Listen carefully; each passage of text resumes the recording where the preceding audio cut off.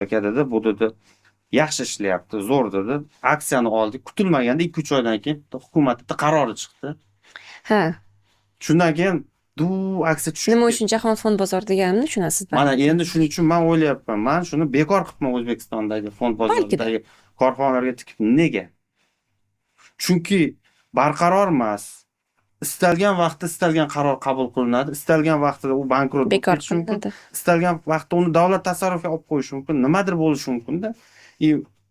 O'ynab ketyapti aksiyada. Men 2 yildan beri men o'sha kutyapman-da, anaqa Zararda.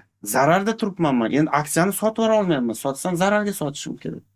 Men u aksiyani olish uchun 1 yil davomida 2 ta buqani boqqanman. To'g'risi shu aksiya olaman. Sarmoya muzlab uni qolgan.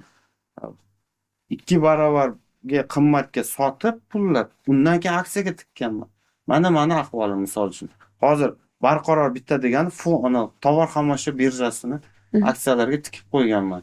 U o'sha kapitallashtirish, qayta kapitallashtirish qilib har yili nominal qiymatda aksiya qo'shib beryapti. Bu mana O'zbekistondagi fond bozoridagi ahvol. Qolgan bir nechta tijorat banklariga tikib ko'rdim aksiyalariga, lekin barqaror emas o'sish. Undan umid bo'lmayapti. Lekin menda xohish bor misol. O'sha bozorda sarmoya kiritib, ha. Bozorga nega men Dow Jonesga chiqib shu yerdan ola olmayman degan savol bor. Apple'ni, Alibaba'ni yoki men Samsungni yoki Philips'ni o'sib borayotgan kompaniyalar nega aksiyalarini men ola olmayman degan. Cheklov bo'lgani uchun. Cheklov bo'lgani uchun. Tushuntiring, biz nima qilaylik? Shuning uchun men faoliyatimni faqat jahon bozorida olib boraman. Nafaqat Amerikan top kompaniyasimiz, balkida endi yuksalayotgan o'sha Xitoy bo'lsin, Indiya bo'lsin yoki Xitoy bo'lsin. Yaponlar endi bu ishdan chiqib ketdi. Yaponlar 35 yildan beri ancha zararda yotishdi. U yoqga investitsiya kiritishni hech ham tavsiya ham qilmayman. Doim o'zini oqlagan yangi texnologiyani baribir liderlik qilayotgan davlatlardan bittasi Amerika.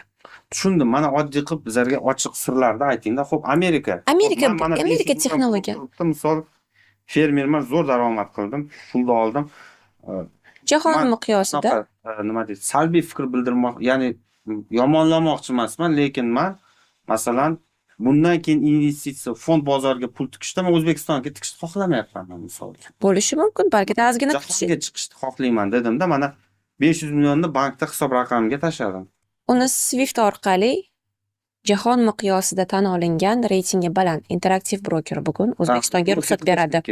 Broker bitta, interaktiv broker, boshqasiga ishonish shart emas.